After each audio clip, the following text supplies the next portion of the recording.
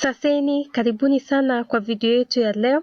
Leo tutamalizia kusoma juu ya operators in C. Tutaangazia special operators. Last video tulisoma juu ya shift operators in C program. Ukienda kwa hoteli, mara mingi unapata kuna ile meza imewekelewa pale mwanzo, imewekwa vyakula tofauti ambazo zimewekwa pamoja na imeandikwa today's special. Kumaanisha kwamba hiyo chakula ya hiyo siku ni chakula ambayo imewekwa pamoja na iko na bei nafuu kwa hiyo siku. Kuna vyakula zingine ziko pia ni muhimu kuzikula ama ni nzuri ama kuzikula, lakini zenye zimewekwa pale ni special kwa hiyo siku. Katika programming tunakuanga na zile operators zinakuanga special. Ziko special kwa nini? Kwa sababu zina kazi ile maalum, na ile kazi sana sana inatumikanga katika memory. Sasa kuna aina tofauti ya special operators. Ya kwanza ni comma operator, kuna size of operator, we have ampersand operator, then multiple operators. Ampersand operator na multiple operator tutaziangalia tukisoma juu ya pointers. Tutaenda moja kwa moja, tuanze ya kwanza, that is comma operator. Comma operator works with two operators, yani values mbili. Ukitumia values mbili ndio unatumia ile comma kuziseparate. It can be used as a separator and it can also be used as an operator. So unaweza itumia kama separator ama uitumie kama operator. Tutaanza na separator. Ukitumia kama separator unatumianga kwa variables na ama functions. Sasa hizi tutasoma mambo ya functions, lakini ujue ukitumia katika function unatumianga katika calling a function ama defining a function, ama unaiweka katikati ya arguments. Kama hapa tumeiweka katika arguments, una separate two argument, integer na character, unatumia comma hapo. Lakini kwa variables tumesoma juu ya variables. Ukideclare ama initializing a variable on a straight line, that is when you use comma kuziseparate. Kama hapa tuna declare variable x, y, z. Tukideclare kwa straight line tunatumia comma kuseparate the value. So we have the data type, then the variables we have created are separated using a comma. Tutaangalia example ya multiple variable separations. In these ones we have declared and initialized variables separately, kama int a, int b, int c. So kila moja iko kwa line yake. Alafu tukikuja kuinitialize hizo value, tumeinitialize kila moja kwake. Kama hapa int a is equals to 10, int b is equals to 20, int c is equals to 30. So this one is a long process and it takes a lot of space and a lot of time. Sasa to minimize that we use a separator. Sasa tunatumia ile comma. So tunaweza declare using one line, nasema int a, comma b, comma c, semicolon. Unaweza declare no initialize variables on the same line. Kama hapa tumesema int a is equals to 10, comma, b is equals to 20, comma, c is equals to 30, semicolon. So we are using comma to separate both the variables. So we have declared an initialized variable on a straight line and we have used comma to separate the variables. Next one, soma juu ya comma as an operator. Comma as a separator is used during expression.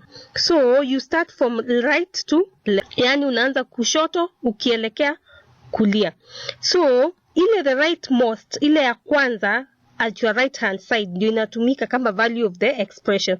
Kama hapa example yetu hapa kuna b is equals to 10, 20, 30. Lakini hizi values ziko into brackets. The brackets are prioritized more than the equal sign. So tunaangalia brackets kwanza. So tunaangalia ile ya kwanza hapa from your right hand side. Ni gani hiyo value ndio tunaiweka ni is equals to the expression. Sasa b. So b will be equals to 30.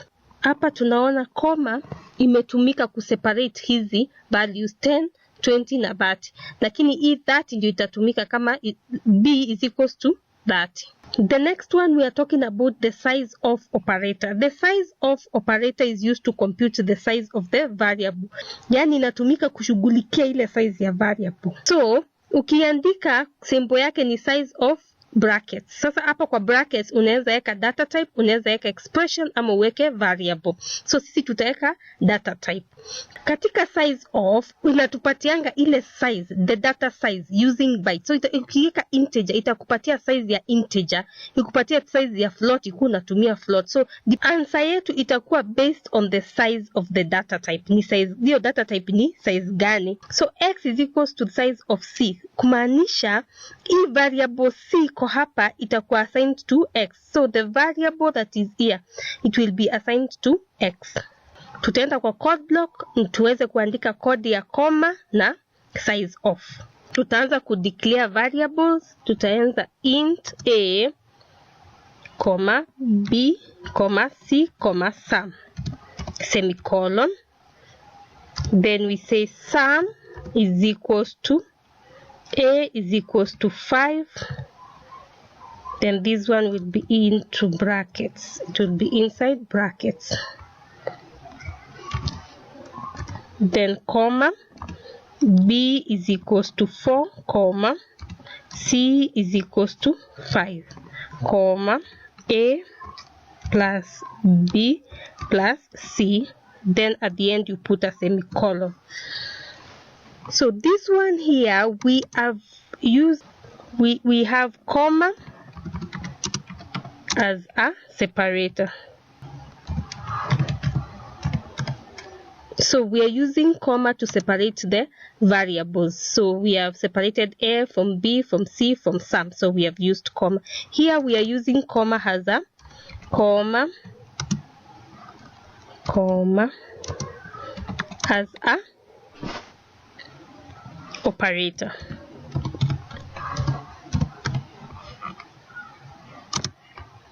Comma as a operator. So we are using comma as a operator. So here we are going to see what is the output. So we are saying sum is equals to %d because we want the answer to be an integer. Then /n, then at the end we put semicolon sum because we are looking for the sum. So after this we save the program, we build the program. So we have 0 error, 0 warning, then we run the program. So the sum is equals to 14. So we have here, we have used comma to separate the variables. Here we have used comma to as an operator. So we have different values. We have a is equals to 5, b. We are going to take the last value, a plus b plus c. This one is the rightmost value. That is what we used to say sum is equals to the rightmost value. So when we add a plus b plus c, we get 14. Make sure you write the code correctly. The next one, we want to write a program for the size of. We say size of, we want to get the size of in terms of bytes. So we start with declaring the variables. We say int a, semicolon,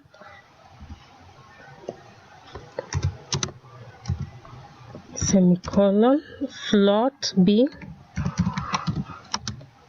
b, semicolon, then double c, semicolon, then we have the character d, semicolon. Then we say the sum, we write the print, what we want to print on the screen. We want to print the sum of int because we have the first one as an integer is equals to what. Then we want our answer to be in terms of the integer bytes.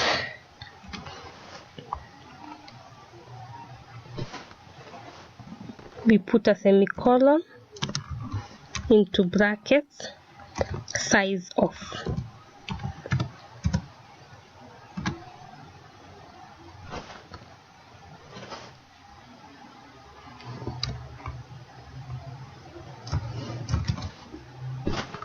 The size of a. Yes. We copy the printf line.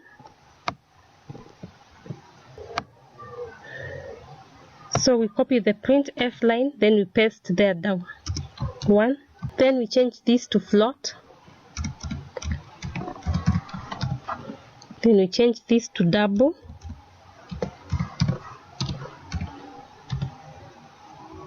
Then we change this to character. Then this one will be B, this one will be C, and this one will be D. Then we save our program. Then we build. When we build our program, you'll find that there's an error because we are using just integer. We are not using long, short, or unsigned or signed. So we have avoided that. Because of that, we will get warning, but the output will be correct.